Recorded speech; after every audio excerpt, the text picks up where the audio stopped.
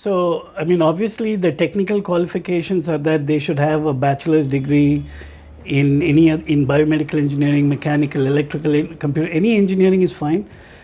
BSc students here from India who hold a 3 years bachelor's degree Exactly. with biology as a combination, and if they are interested they can probably apply to this program. Absolutely. So students with BSc degrees in biochemistry, chemistry, biology, biotechnology. So I was taking a big career risk because, as you know, there's only one way a tenured faculty member can be fired in the United States. Oh.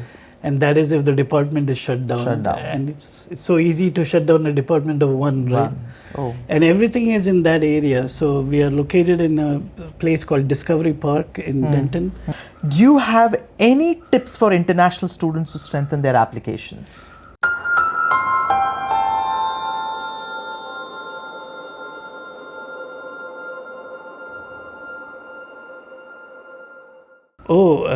Whatever they can do to,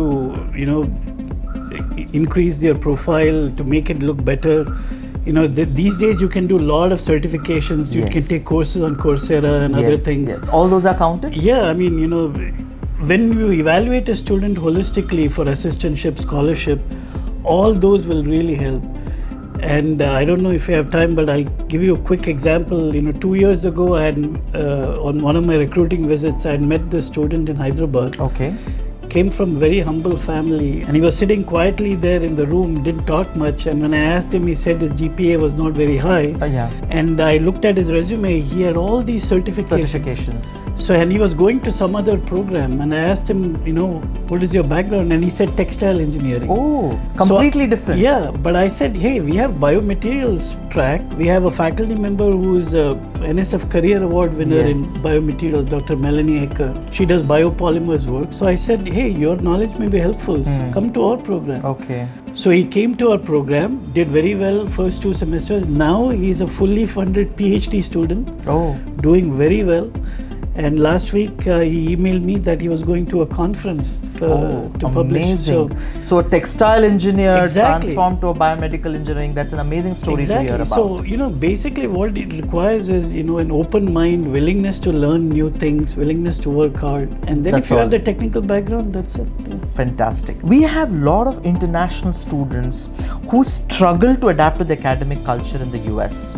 So since you've been the founding chair, you've been in the US as a faculty, as in this position for a very long, what some kind of tips can you suggest? So, at the risk of sounding very critical, I will say that the new generation's attitudes are very different. In fact, I was discussing it with, I came from NIT yesterday. Okay.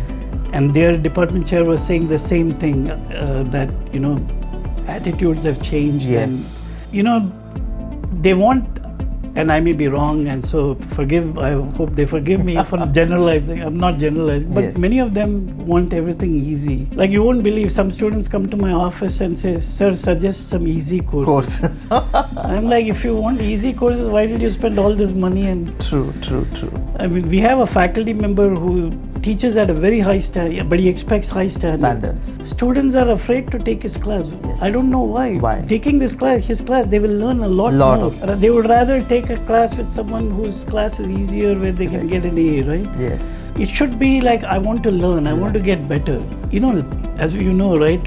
In life, problems don't come from back of the book with answers. In life, you have to figure things out, Yes. And that's how it is. But they seem to think, that if they have it easy, it's better for them. I hope it changes, because I going back to when I came, 37 years ago, to the US, I see students, still, I cannot imagine the way they are behaving. The perception, the outlook, everything has changed. Yeah. So I keep telling them, assistantship is a job. Yeah.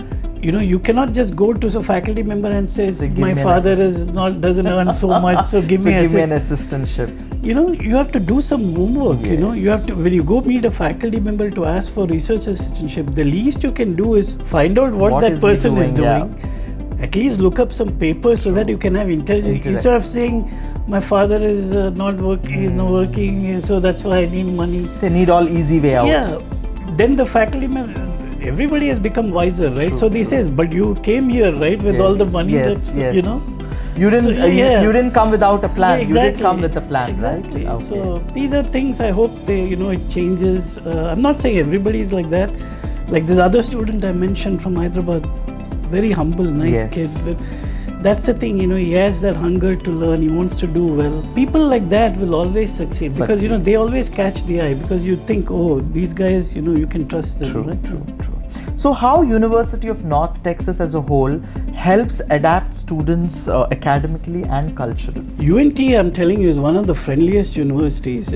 We really care about our students. There's a lot of infrastructure in place to help students. Counseling, right next to our department is the career center and the student success office where there are multiple counselors and advisors who can advise. There's a dean of students office who can help students if they have any issues.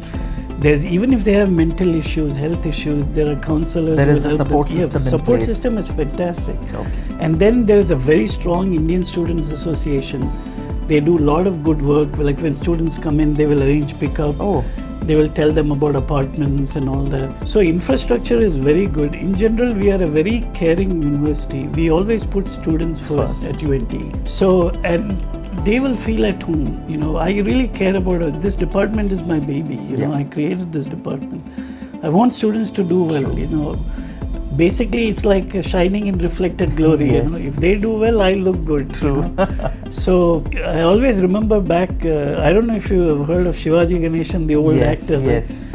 I remember when I was in Bombay at SIS college, he had come for a function. Oh. And I will never forget what the speech he gave. And he said, I am an uneducated person, but being with all you educated people, I feel like the string on which flowers are wound. Okay. After some time, even the string has the fragrance. Yes. So it's like that. Like that. It's the company you're around with. Exactly. Makes you feel if that they are way. successful, I'm successful. Very true. Rightly said. Very rightly said.